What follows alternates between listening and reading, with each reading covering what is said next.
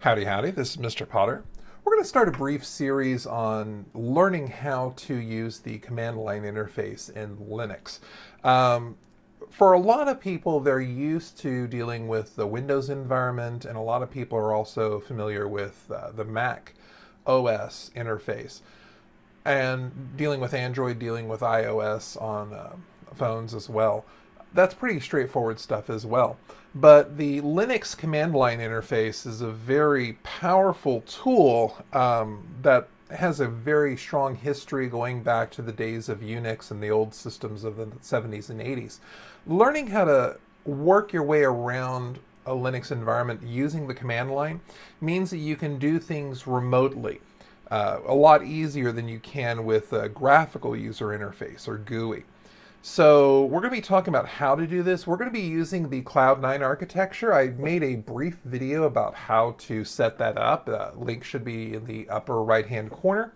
What we're going to talk about today is how to navigate around the Linux file system.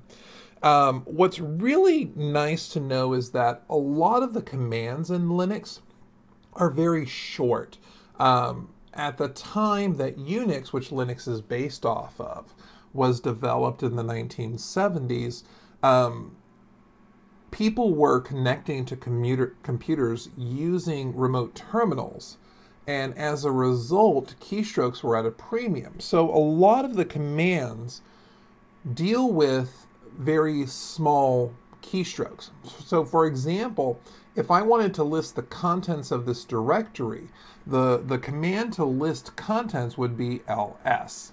And so ls will allow me to list the contents of this directory. You notice that EP1, episode 1, is the only thing that's in this directory. And because of the slash that's after it, I can tell that this is a folder. So what I can do is I can change directory or CD to the EP1 folder. I can change directory.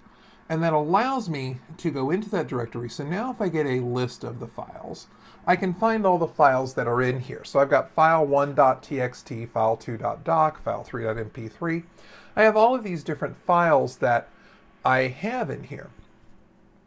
And the ls command, while it's brief, it's also very powerful because I can add things after it. So one of the things that I can do is I can ls, but if I wanted to list everything that had txt, I could put a star for a wildcard .txt.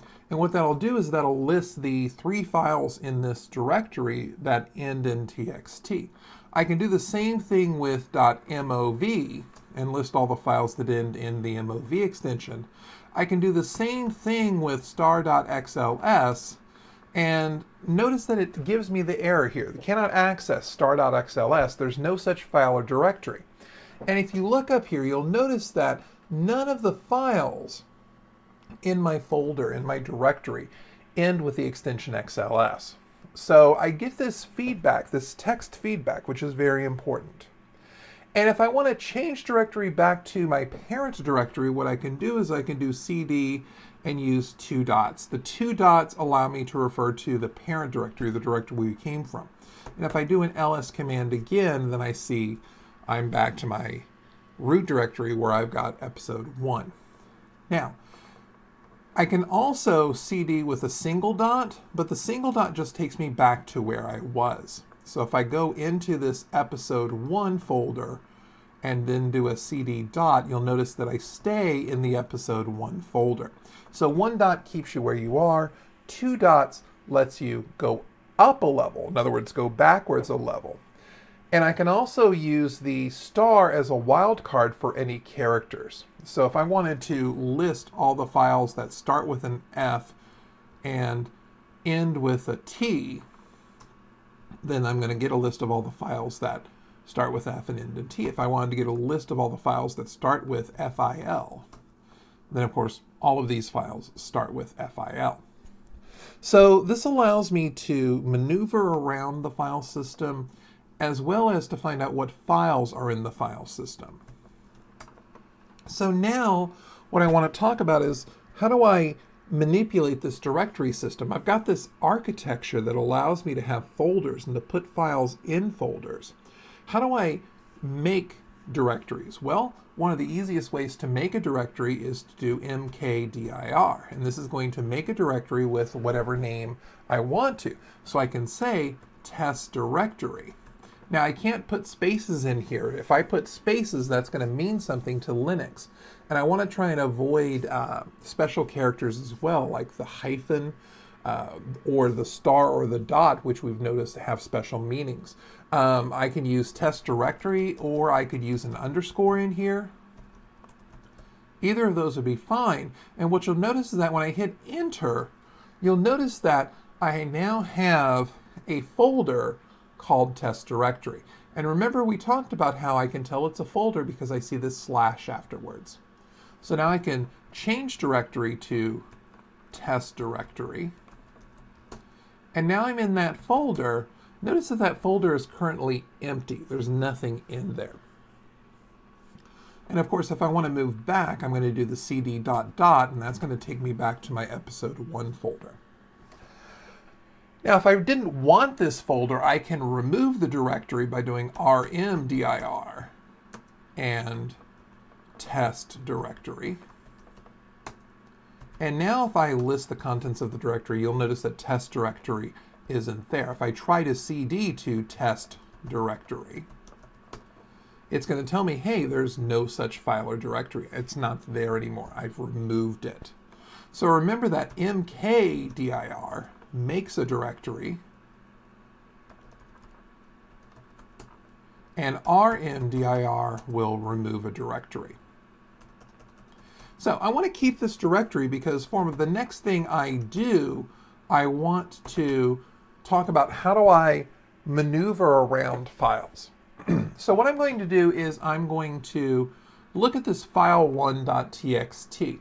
Now, in a future episode, we're going to talk about how to examine the contents in the screen, but for right now, I'm just going to double click, and you'll notice that this file1 just lists a whole bunch of line 1, line 2, line 3, line 4, line 5, all the way to line 25, and I've got a couple of blank lines at the end. So what I can do is I can take this file and I can make a copy of it. And remember, Linux is supposed to have really short commands, so the command to copy is cp. And I can copy file1.txt to a file name, let's call it duplicate.txt. And what that does is that creates a file called duplicate. So now if I do an ls to list the files, you'll notice that I've got duplicate.txt here. And if I double click on duplicate.txt, you'll notice it has the exact same contents that our file1.txt had. So I can copy files. So I can copy file1.txt, and then I put the destination in here. Now my destination can include a directory. So if I just tell it to put it in directory 1, what I'll notice is that this directory 1 folder now contains a file called file1. And that file1 contains the contents that we expect it to contain. What I can also do is I can copy file1.txt. Notice I'm still in this episode 1 folder. So I'm still in this folder. And I can copy this to directory 1/test.txt. And what that does is it copies the file, but instead of copying it to the exact same file name as we did before, you'll notice that I have test.txt. And if I double click on that, you'll notice that I've got these exact same data that I was expecting. So CP will allow me to copy a file. LS allows me to list the files. So the other thing that we have to consider is the idea that I may want to move things around, and the command for move is mv. And so what I can do is I can actually move a file to another location. So I can move file2.doc to this directory. And what you'll notice is that file2.doc disappeared from this list. If I do an ls, you'll notice it's no longer in the folder. What you'll notice, though, is that it did move up here to inside the directory 1 folder. and I can change to that directory. I can move it back using the ... to refer to the parent directory. And then, of course, that just moves it back into my EP1 directory. So if I change back to my up directory and then do an ls, I'll notice that file2.doc is now there. Now, if I want to move a file somewhere else, I can do that as well. I can move a file from file2.doc to test.doc. And what that does is that functionally renames the file. So MV not only moves the file to a different location, but within the same location, I can also use MV to rename a file. In other words, I can move it from one file name to another file name. So you'll notice in my list of files, I no longer have file2.doc. What I have instead is test.doc. So I have the ability to copy files, I have the ability to move files, and I also have the ability to delete files. If I want to delete files, I'm going to be using RM. RM stands for remove. And what I can do is I can remove test.doc. And when I do that, notice that test.doc has now disappeared from this list of files over here. If I do an ls, I'll notice that my file 2 is gone, as well as test.doc. Both of those are gone. I've removed them. I can even remove directory 1. Now this doesn't delete the directory. Remember, rmdir would remove the directory. But what I can do is, with this command, it tells me, hey, I can't remove it, that's a directory. But I could do remove directory /star. Remember, the star encompasses everything. It's a wildcard that covers all of those files. And if I do that, then that's going to remove all of the files that were in the directory 1 folder. Notice that the folder is still there. I still see the folder here. But if I change to directory 1 folder and then do an ls, and notice that I have nothing here. So I have the ability to maneuver around a Linux file system using some basic commands. So I have the ability to ls, which lists all files in a directory. Okay. I have the ability to cd, which changes to a different directory. I also have the abilities to make and remove directories. That's mkdir makes a directory, and rmdir will remove a directory.